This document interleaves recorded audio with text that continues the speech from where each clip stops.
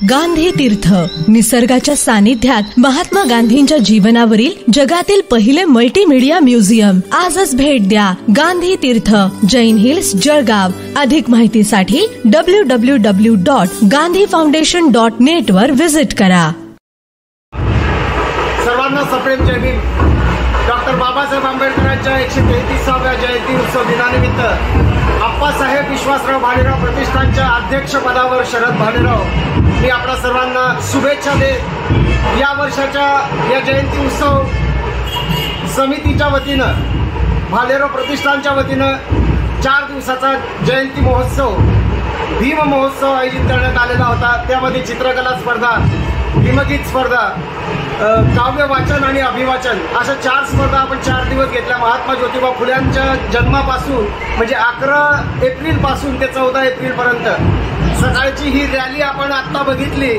ढोल पथक, हे 100 मुला मुलींचं ढोल पथक या ठिकाणी आपण भालेराव प्रतिष्ठानच्या माध्यमातून मंचावर आणलेलं आहे. अतिशय सुंदर पद्धतीने ही शांततेत मिरवणूक या ठिकाणी आपण बघत आहात. संध्याकाळी 6 वाजेला भीमगीतांचा कार्यक्रम हा नेहरू चौकात दरवर्षाप्रमाणे सादर होणार आहे. शरद भालेराव आणि समूह या भीमगीताच्या कार्यक्रमासाठी उपलब्ध आहेत.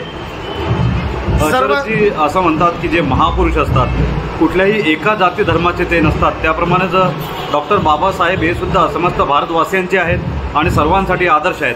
नक्कीच. डॉक्टर बाबासाहेब आंबेडकरांनी फक्त दलित समाजापुरता काम केलेलं नाही, कुठल्या एका मागासवर्गीय समाजासाठी काम केलेलं नाही, तर डॉक्टर बाबासाहेब आंबेडकरांनी इथल्या प्रत्येक स्त्री आणि पुरुष, इथल्या प्रत्येक सजीवासाठी कार्य केलेलं आहे.